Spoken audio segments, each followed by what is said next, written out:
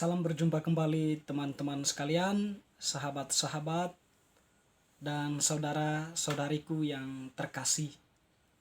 Mari kita pada kesempatan ini kembali lagi bersama-sama mempersiapkan hati untuk mendengarkan dan merenungkan sabda Tuhan.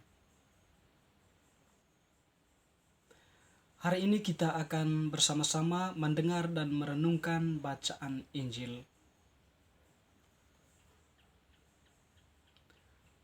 Bacaan diambil dari Injil Lukas bab 10 ayat 1 sampai 9.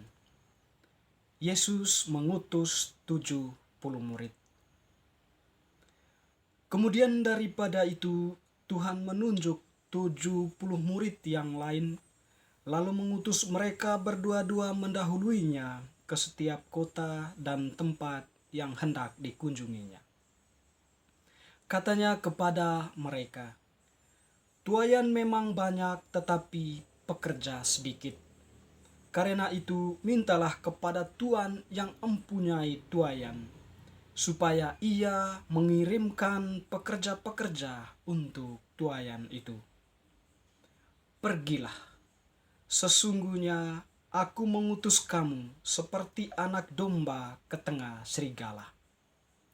Janganlah membawa pundi-pundi atau bekal, atau kasut, dan janganlah memberi salam kepada siapapun selama dalam perjalanan. Kalau kamu memasuki suatu rumah, katakanlah lebih dahulu, damai sejahtera bagi rumah ini. Dan jikalau di situ ada orang yang layak menerima damai sejahtera, maka salammu itu akan tinggal di atasnya. Tetapi jika tidak, salammu itu kembali kepadamu. Tinggallah dalam rumah itu, makan dan minumlah apa yang diberikan orang kepadamu, sebab seorang pekerja patut mendapat upahnya. Janganlah berpindah-pindah rumah. Dan jikalau kamu masuk ke dalam sebuah kota dan kamu diterima di situ, makanlah apa yang dihidangkan kepadamu, dan sembuhkanlah orang-orang sakit yang ada di situ, dan katakanlah kepada mereka, kerajaan Allah sudah dekat padamu." Demikianlah Injil Tuhan, terpujilah Kristus. Teman-teman, sahabat-sahabatku yang terkasih, pada kesempatan ini atau dalam bacaan Injil ini mengantar kita pada suatu peristiwa liturgis dalam gereja Katolik, bahwa bacaan ini sekaligus kita memperingati pesta Santo Lukas penulis Injil. Jadi bacaan Injil hari ini bacaan diambil dari Injil Lukas. Kita memahami bahwa Lukas adalah salah satu penulis Injil sinoptik yang saat ini kita telah membacanya, dan juga kita sering mendengarkannya di dalam ibadat sabda maupun di dalam perayaan Ekaristi atau kegiatan-kegiatan rohani lainnya. Teman-teman yang terkasih, diri kita atau kita semua ini adalah orang-orang yang sangat dicintai oleh Allah dan dikasihi olehnya. Dan bentuk kasihnya yang paling sempurna, dia mengorbankan dirinya di kayu salib.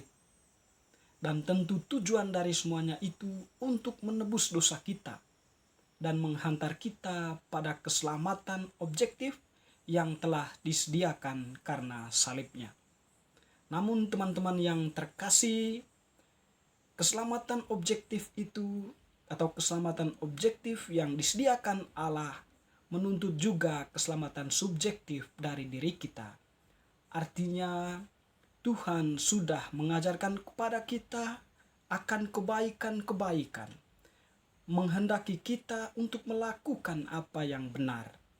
Dan seandainya kita melakukan apa yang diajarkan oleh Tuhan dan menghendaki apa yang dikehendaki oleh Tuhan sendiri, maka pada saat itu kita sedang melakukan satu tindakan keselamatan subjektif. Artinya bahwa antara apa yang diajarkan oleh Tuhan dan tindakan kita sejalan. Sehingga pada saatnya kita akan memasuki keselamatan objektif yang telah disediakan Tuhan melalui salibnya. Teman-teman yang terkasih, Lukas pada hari ini yang kita peringati atau Santo Lukas, penulis Injil ini adalah seorang yang setia mengikuti Tuhan dan bahkan menjalankan tugas perutusannya dengan sepenuh hati. Melalui pengalaman-pengalaman perjumpaannya dengan Yesus, dia mampu merenungkan dan merefleksikan setiap pengalamannya itu, sehingga pada akhirnya dia dapat menuangkan kembali pengalamannya bersama Yesus di dalam tulisannya yang kita kenal saat ini adalah Injil Lukas.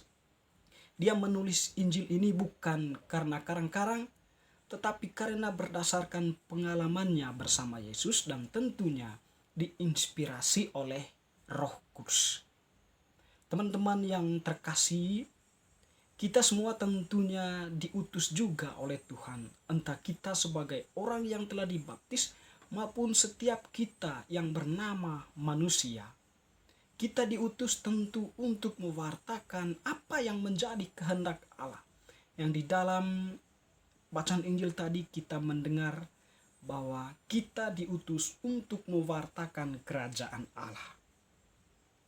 Teman-teman, saudara-saudariku yang terkasih, mewartakan kerajaan Allah tentu menjadi tanggung jawab kita semua. Dan di sini membutuhkan pengorbanan kita, karena memang mewartakan kerajaan Allah, mewartakan kebenaran itu tidak mudah. Oleh karena itu, sebagaimana Tuhan sendiri yang sudah menunjukkan kepada kita bagaimana Dia mempertahankan kebenaran atau menegakkan kebenaran melalui salibnya, demikian pun kita diutus ketika kita berhadapan dengan berbagai tantangan. Itulah salib kita yang kita mesti lalui. Sehingga pada akhirnya misi kita mewartakan kerajaan Allah itu bisa terwujud.